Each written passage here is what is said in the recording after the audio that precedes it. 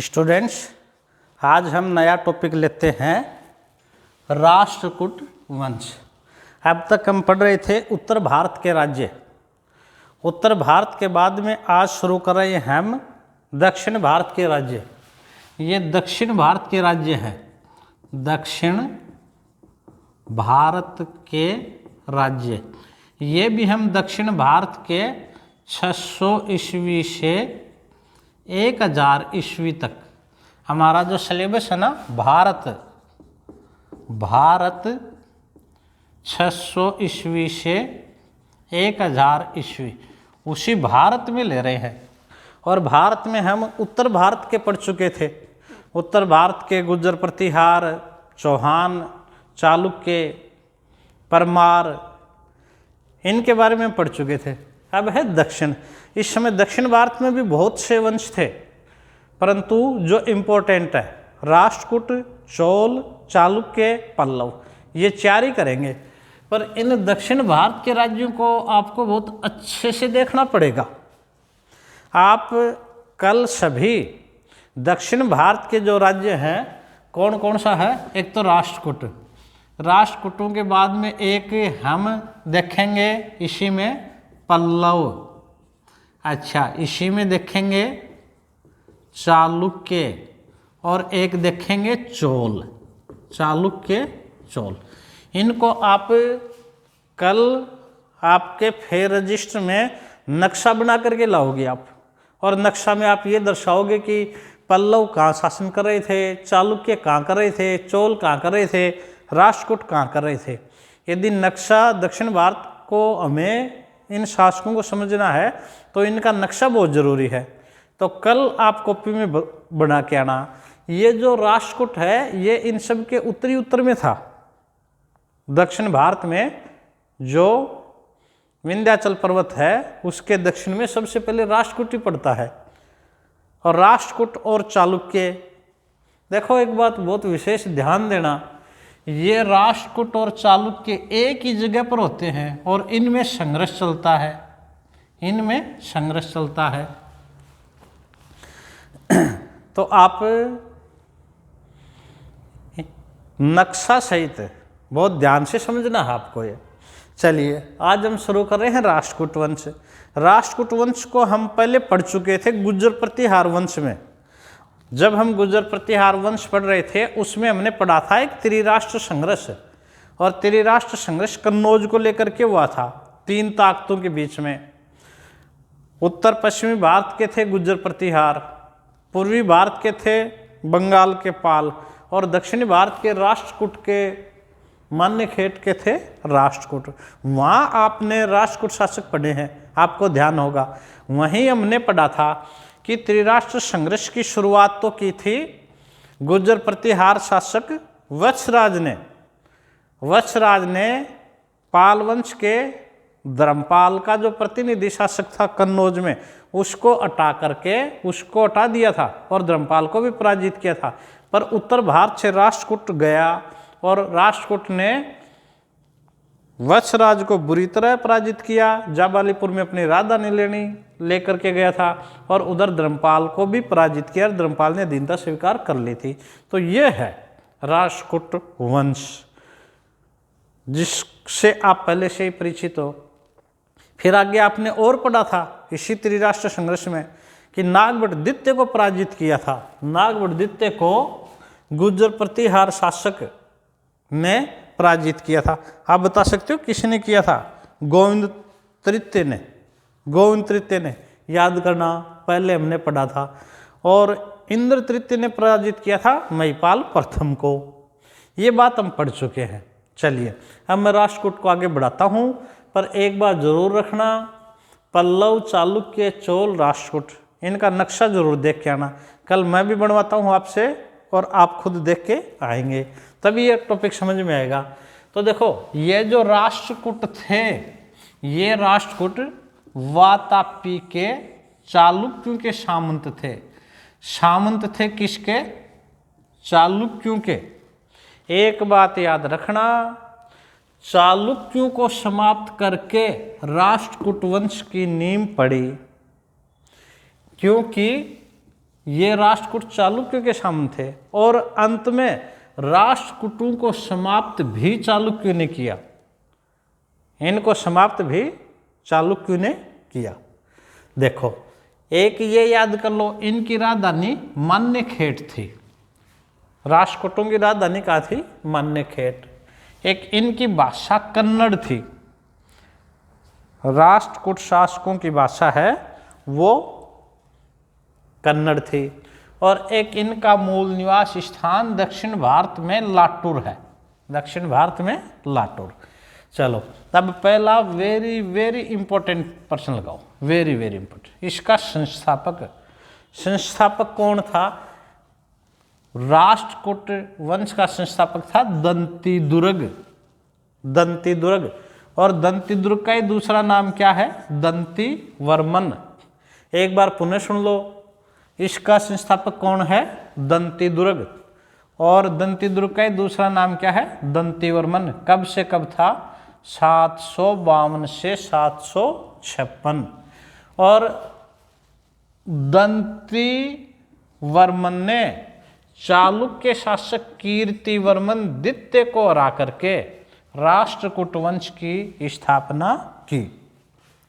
आप ये प्रश्न बार बार पूछा जाता है, इसीलिए हमने वेरी वेरी इंपॉर्टेंट लगाया है।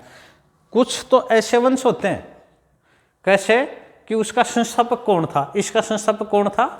दंतिदुर्ग या दंतिवर्मन। पर यहां एग्जाम में ये प्रश्न पूछा जाता है, दंतिदुर्ग ने किस चालुक्य शासक को परास्त करके राष्ट्रकूट वंश की नींव डाली? तो किस चालुक्य शासक को प्राप्त किया? कीर्तिवर्मन द्वितीय। आपको याद करना है, कीर्तिवर्मन द्वितीय आपको याद करना है, खूब इंपॉर्टेंट हो गया। राष्ट्रकूट शासक वंश का संस्थापक कौन था? दंतिदुर्ग। किसको पराजित किया? चालुक्य शासक कीर्तिवर्मन। और ये राष्ट्रकूट किन के सामंत थे? चालुक्य के ही सामंत थे। अब अगले प्रश्न पर बढ़ रहे हैं। देखो, अभी तक हमने क्या प्रश्न कर लिया? एक तो इनकी भाषा कौन सी थी, याद करेंगे। राष्ट्रकूटों की भाषा थी कन्नड़। एक संस्थापक कौन था? दंतिदुर्ग। एक राजधानी कौन? स्टूडेंट्स, अब आगे देखो, कृष्ण फर्स्ट काफ़ी इंपॉर्टेंट है। कृष्ण फर्स्ट, इनका काल है 756 से 772। और ये वेरी वेरी इंपॉर्टेंट, ये प्रश्न अक्सर इसमें आता है। कृष्ण फर्स्ट ने अलोरा कहाँ है? औरंगाबाद महाराष्ट्र में। ये है औरंगाबाद महाराष्ट्र में। यहाँ औरंगाबाद महाराष्ट्र में गुफाओं में प्रसिद्ध कैलाशनाथ मंदिर का निर्माण करवाया। खूब इंपॉर्टेंट है। अलोरा की गुफाएं किसने बनवाई थी? राष्ट्रकूट शासकों ने। अलोरा की गुफाएं कहाँ हैं? औरंगाबाद महाराष्ट्र में। और इन अलोरा की गुफाओं में ही प्रसिद्ध कैलाशनाथ मंदिर का निर्माण किसने करवाया था? कृष्ण फर्स्ट ने। ये खूब इंपॉर्टेंट है। एक देखो, इस टॉपिक का सबसे महत्वपूर्ण टॉपिक भी यही है, अलोरा की गुफाएं। अलोरा की गुफाओं के बारे में और थोड़ा सा डिटेल से देखो। अलोरा की जो गुफाएं हैं ये औरंगाबाद महाराष्ट्र में तो हैं ही, और इनका निर्माण हुआ था 7वीं से 9वीं शताब्दी में। कब हुआ था? 7वीं से 9वीं शताब्दी में। कितनी गुफाएं हैं? 34 शैलकृत गुफाएं हैं। किस धर्म से संबंधित है? हिंदू, बौद्ध, जैन। याद रखना, अलोरा की गुफाएं हिंदू, बौद्ध, जैन तीनों धर्मों से संबंधित है। जबकि कल की जो पिछली क्लास थी उसमें हमने पढ़ा था चंदेल शासकों ने खजुराहो के मंदिर बनवाए थे, और खजुराहो के जो मंदिर हैं वो केवल हिंदू और जैन धर्म से संबंधित थे, बौद्ध धर्म से संबंधित नहीं थे। और ये जो मंदिर हैं, अलोरा की जो गुफाएं हैं, इनमें जो मंदिर बने हैं वो हिंदू, बौद्ध व तीनों से थे। और गुफाएं कितनी थी? 34। कौन सी शताब्दी में बनी थी? 7वीं से 9वीं शताब्दी। तो इस टॉपिक का सबसे महत्वपूर्ण प्रश्न हो गया क्वेश्चन फर्स्ट। क्यों हो गया? कि अलोरा की गुफाएं जो औरंगाबाद महाराष्ट्र में थी उनमें प्रसिद्ध कैलाशनाथ मंदिर का निर्माण करवाया था। अच्छा, एक बात बता दो, पहले आपने पढ़ा था अजंता की गुफाएं कहाँ हैं? ये भी कहाँ है? औरंगाबाद महाराष्ट्र में। गुप्त साम्राज्य पढ़ते समय हमने पढ़ा था मरणासन राजकुमारी गुफा नंबर 16, और गुफा नंबर 17 है चित्रशाला और माता और शिशु का चित्र। और ये औरंगाबाद के किस धर्म से है? हिंदू, जैन, बौद्ध। अजंता की गुफाओं की चित्रकला बौद्ध धर्म से संबंधित है। चलिए अब हम आगे लेते हैं। अगला है ध्रुव फर्स्ट। आपको ये तिथियां नहीं याद करनी, किसी भी शासक की याद नहीं करनी है इस टॉपिक में। 779 से 793 ध्रुव फर्स्ट। फिर आप कह दोगे लिख क्यों रहे हो, ये तो सिर्फ थोड़ा सा हमें दिमाग में ये रहे कि लगभग तब हुए थे या उस शताब्दी में हुए थे। ध्रुव फर्स्ट, इनको दारावर्ष के नाम से भी जाना जाता है। किस नाम से जाना जाता है? दारावर्ष। और ये राष्ट्रकूट वंश का प्रथम शासक था जिसने त्रिराष्ट्र संघर्ष में भाग लिया था। आपको त्रिराष्ट्र संघर्ष याद है, 3 शक्तियों में ये युद्ध हुआ था। 3 वंश थे, उत्तर पश्चिम भारत के गुर्जर प्रतिहार, बंगाल के पाल, दक्षिण भारत के राष्ट्रकूट कन्नौज को लेकर के चला था। 200 वर्ष तक चला था।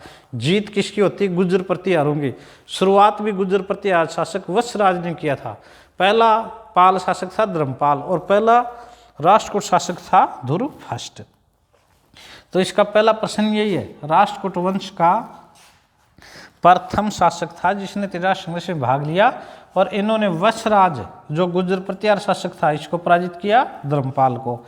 आपको ध्यान होगा वत्सराज को अपनी राजधानी छोड़ करके जाबालीपुर जालोर में जाना पड़ा था। अच्छा, एक उत्तर भारत की जीत से इन्होंने अपने राज चिन्ह में गंगा यमुना को प्रतीक के रूप में स्थापित किया। चलिए, खूब अच्छा प्रश्न था। अब अगला ले लो, गोविंद तृतीय। ये 793 से 814, ये भी आप पढ़ चुके हो। नागभट्ट द्वितीय जो गुर्जर प्रतिहार शासक था उसको गोविंद तृतीय ने पराजित किया था, और पाल शासक धर्मपाल को भी पराजित किया था। श्रीलंका के शासक को बंदी बना करके लेके आए थे। अब अगला वेरी वेरी इंपॉर्टेंट, बहुत महत्वपूर्ण प्रश्न है। इसके बाद में अलोरा की गुफाओं के बाद में पहला महत्वपूर्ण प्रश्न था इसका संस्थापक दंती दुर्ग। दूसरा टॉपिक का सबसे महत्वपूर्ण, अलोरा की गुफाओं में कैलाशनाथ मंदिर का निर्माण किसने करवाया? कृष्ण फर्स्ट ने। अब अगला प्रश्न यह है, अमोघ वर्ष 814 से 876। अब देखो, अमोघ वर्ष विद्वान था, साहित्य और धर्म में अधिक रुचि थी, तो अमोघ वर्ष ने कन्नड़ भाषा में कवि राजमार्ग नामक ग्रंथ लिखा। अक्सर एग्जाम में पूछा है, कवि राजमार्ग नामक ग्रंथ की किसने रचना की? अमोघ वर्ष ने। किस भाषा में की? कन्नड़ भाषा भी याद करेंगे, और इसे कन्नड़ भाषा का प्रथम काव्य माना जाता है। कन्नड़ भाषा का प्रथम काव्य माना जाता है। आगे देखो, अमोघ वर्ष के ही समय इनके दरबारी विद्वान जीन सेन ने किसकी रचना की थी? आदि पुराण की। जीन सेन ने रचना की थी आदि पुराण की। महावीराचार्य ने किसकी रचना की थी? गणित सार संग्रह। और इसी समय शक्तायन उन्होंने की थी अमोघ वर्ती। और ये अमोघ वर्ष जैन मत का पोषक था, जैन धर्म को संरक्षण देता था। अमोघ वर्ष का एक दूसरा महत्वपूर्ण प्रश्न है, अपनी प्रजा को महामारी व काल से बचाने के लिए अपने बाएं हाथ की अंगुली देवी को भेंट कर दी थी। इसका उल्लेख कहाँ है? संजना ताम्रपत्र में। संजना ताम्रपत्र किससे संबंधित है? अमोघ वर्ष से। देखो, अमोघ वर्ष के 2 प्रश्न बहुत महत्वपूर्ण हो गए। एक तो सबसे पहला तो ये कवि राजमार्ग ग्रंथ की रचना किसने की? अमोघ वर्ष। किस भाषा में? कन्नड़ भाषा में। एक प्रजा को महामारी से बचाने के लिए बाएं हाथ की अंगुली को भेंट किसने चढ़ाई थी? अमोघ वर्ष ने। अब इंद्र तृतीय, ये भी हम पहले पढ़ चुके हैं गुर्जर प्रतिहार पढ़ते समय। तो इन्होंने महिपाल फर्स्ट जो गुर्जर प्रतिहार शासक था को पराजित किया था। और महिपाल पढ़ते समय हमने पढ़ा था अरब यात्री अल मसूदी ने मई गुर्जर प्रतिहार शासक महिपाल के काल में गुर्जर प्रतिहार राज्य की यात्रा की थी। और ये अल मसूदी दक्षिण में भी आया था। और उस समय कौन था? इंद्र तृतीय। और इंद्र तृतीय को भारत का श्रेष्ठ शासक बताया है। अच्छा, सुलेमान किसको बताता है? सुलेमान बताता है गुर्जर प्रतिहार शासक मिहिर भोज को। अच्छा, अब आ जाओ कृष्ण तृतीय। इनका एक प्रश्न याद करेंगे। तकोलम का युद्ध इंपॉर्टेंट युद्धों में से, दक्षिण भारत के इंपॉर्टेंट युद्धों में से। और इस युद्ध में क्या किया था? राष्ट्रकूटों ने चोलों की शक्ति को कमजोर कर दिया था, चोलों की शक्ति को। तो तकोलम के युद्ध जो 949 ईस्वी में था, चोल शासक परांतक फर्स्ट को पराजित किया। जब हम चोल पढ़ेंगे ना, चोल, तो पुनः पढ़ेंगे इसको, परांतक फर्स्ट पढ़ेंगे तब। परांतक फर्स्ट को तकोलम के युद्ध में कृष्ण तृतीय ने पराजित किया था। अच्छा, इस विजय के उपलक्ष्य में यह रामेश्वर तक पहुंच गया था, दक्षिण में रामेश्वर तक, और विजय स्तंभ का निर्माण करवाया था। एक कृष्ण तृतीय ने अकाल वर्ष की उपाधि भी धारण की थी। एक कृष्ण तृतीय के दरबार में कन्नड़ कवि पोन्नन था, जिसने आदि पुराण की रचना की। अगला और वेरी वेरी इंपॉर्टेंट प्रश्न है, राष्ट्रकूट वंश की स्थापना दंती दुर्ग ने चालुक्य शासक कौन था? कीर्तिवर्मन द्वितीय को पराजित किया था। अब इन चालुक्यों ने बदला ले लिया। इनका जो अंतिम शासक था करक द्वितीय, ये अंतिम शासक था। और इस करक द्वितीय को चालुक्य शासक तेलप द्वितीय ने पराजित करके कल्याणी के चालुक्य वंश की नींव डाली। इसको अच्छी तरह से याद करोगे। जैसे जब हम पढ़ेंगे ना, कल्याणी के चालुक्य वंश का संस्थापक कौन था? तेलप द्वितीय। जैसे हमने यहाँ पढ़ा, गुर्जर प्रतिहार का संस्थापक कौन था? दंती दुर्ग। अगला वंश हम कल चालुक्य ही करेंगे। तो चालुक्य में जब हम लेंगे कि कल्याणी के चालुक्य वंश का संस्थापक कौन था? तेलप द्वितीय। किसको पराजित किया? करक द्वितीय को। दंतीवर्मन ने या दंती दुर्ग ने किसको पराजित किया था? पराजित किया था कीर्तिवर्मन द्वितीय को, और बदला ले लिया। तेलप द्वितीय ने बदला ले लिया किससे? करक द्वितीय को। और ये हम पढ़ चुके। अलोरा की गुफाओं का निर्माण 7वीं से 9वीं शताब्दी में हुआ था। 34 शैलकृत गुफाएं हैं जो हिंदू, बौद्ध व जैन धर्म से संबंधित हैं। एक बार पुनः बता देता हूँ, दक्षिण भारत को छोड़ना नहीं है और मेरे साथ साथ ही कर लेना है। अच्छा, कुछ बच्चे कम प्रश्न करना चाहें तो इनमें कुछ ही प्रश्न है जो एग्जाम में अक्सर आते हैं। कौन कौन से महत्वपूर्ण प्रश्न हैं उनको एक बार पुनः सुन लो, जो आपको याद करना है। एक तो राष्ट्रकूट वंश की राजधानी याद करनी है, कौन सी थी? मान्यखेट। एक इनकी भाषा कौन सी थी? कन्नड़। फिर एक इसका संस्थापक कौन था? दंती दुर्ग, या इसी का नाम है दंतीवर्मन। किसको पराजित किया? चालुक्य शासक कीर्तिवर्मन को। आगे क्वेश्चन फर्स्ट सबसे इंपॉर्टेंट है, अलोरा की गुफाओं में कैलाशनाथ मंदिर का निर्माण करवाया। अब एग्जाम में ये भी पूछा जाता है, अलोरा गुफाएं कहाँ है? औरंगाबाद, महाराष्ट्र में। किससे संबंधित है? हिंदू, जैन, बौद्ध धर्म। अजंता गुफाएं भी औरंगाबाद, महाराष्ट्र में थी, वो गुप्त काल में पड़ा था। फिर धुरो फर्स्ट, इसको हम पढ़ चुके हैं, तेरी राष्ट्र संघर्ष में भाग लेने वाला प्रथम राष्ट्र शासक। इसका एक ये है कि ये गंगा यमुना को प्रतीक के रूप में स्थापित किया। अच्छा, फिर आ जाओ अमोघ वर्ष। अमोघ वर्ष ने कौन से ग्रंथ की रचना की? कवि राजमार्ग। किस भाषा का ग्रंथ है? कन्नड़ भाषा का। अच्छा, फिर एक प्रजा को महामारी से बचाने के लिए बाएं हाथ की अंगुली किसने दी? अमोघ वर्ष ने। संजना ताम्रपत्र अभिलेख में इसका उल्लेख है। अल मसूदी के समय दक्षिण में गुर्जर इसका राष्ट्र शासक कौन था? इंद्र तृतीय। एक कृष्ण तृतीय ने जीता था कौन सा युद्ध? तकोलम का। कब का है? 949। परांतक फर्स्ट को हराया। एक ये याद करेंगे, करक द्वितीय को पराजित करके तेलप द्वितीय ने कल्याणी के चालुक्य वंश की नींव डाली। ये इंपॉर्टेंट है। और आपको केवल ही 5 प्रश्न करने हैं, तो वो और सुन लो 5 कौन कौन से करोगे। 5 में सबसे पहला इनकी राजधानी मान्यखेट। दूसरा संस्थापक दंती दुर्ग। तीसरा कैलाशनाथ मंदिर अलोरा, औरंगाबाद, महाराष्ट्र की गुफाओं का निर्माण किसने किया? कृष्ण फर्स्ट। चौथा कवि राजमार्ग ग्रंथ कन्नड़ भाषा में किसने लिखा? अमोघ वर्ष ने।